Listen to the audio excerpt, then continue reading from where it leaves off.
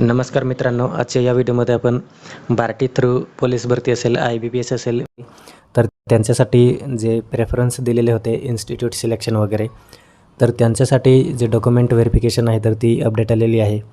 तर त्यासाठी जो व्हिडिओ आहे तर तो आपण घेऊन आलेला आहे. तर व्हिडिओ नक्की शेवटपर्यंत बघा आणि चॅनलवर नवीन असेल तर चॅनलला सबस्क्राईब करा. तर या ठिकाणी आपल्याला जी डेट आहे तर ती दिलेली आहे 13 मार्च 2026 आणि BARTI Pune through IBPS police व पॅरामिलिटरी आहे. तर त्यांच्यासाठी जी सूचना आहे तर ती दिलेली आहे.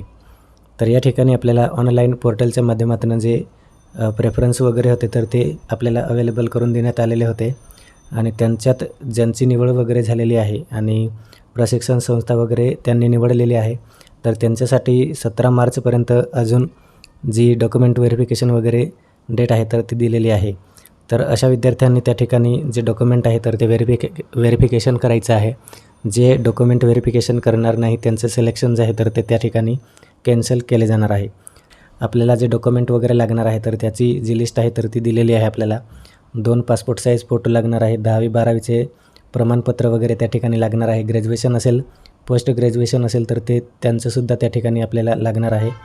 आणि त्यानंतर पोलीस भरती असेल तर तुम्हाला जे ग्रॅज्युएशन लेवलचे जे सर्टिफिकेट आहे तर तुम्हाला ते लागणार नाही. आणि त्यानंतर आपल्याला कास्ट असेल, डोमासाईल असेल, आधार कार्ड आणि त्यानंतर अर्जदाराचे पॅन कार्ड वगैरे ते ऑप्शनल आहे.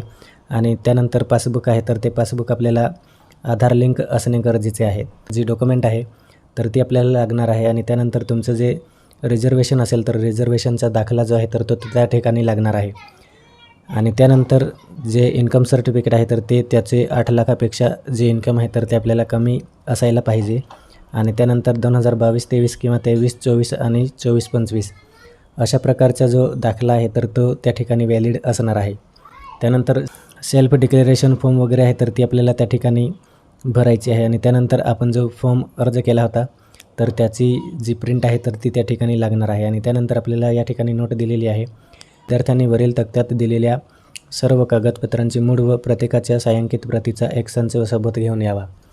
तर या ठिकाणी आपल्याला ओरिजिनल प्लस झेरॉक्स जी डॉक्युमेंट आहे तर ती त्या ठिकाणी लागणार आहे.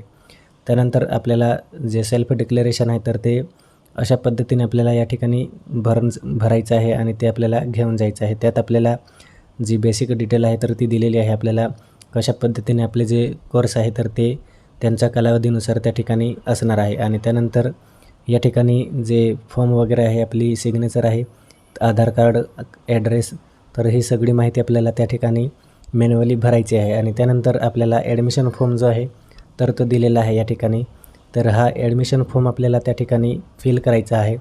या ठिकाणी आपल्याला सांगितलेलं आहे to be fill in candidate. तर ही जी पर्सनल आपली डिटेल आहे, मोबाईल नंबर असेल, email ID असेल, त्यानंतर ॲड्रेस असेल, कास्ट सर्टिफिकेट नंबर असेल, तर ही सगळी माहिती जी आहे तर ती आपल्याला त्या ठिकाणी फिल आउट करायचं आहे. तर अशा पद्धतीने जी डिटेल आहे तर ती आपल्याला दिलेली आहे. आय होप आपल्याला जो व्हिडिओ आहे तर तो समजला असेल. थँक्यू.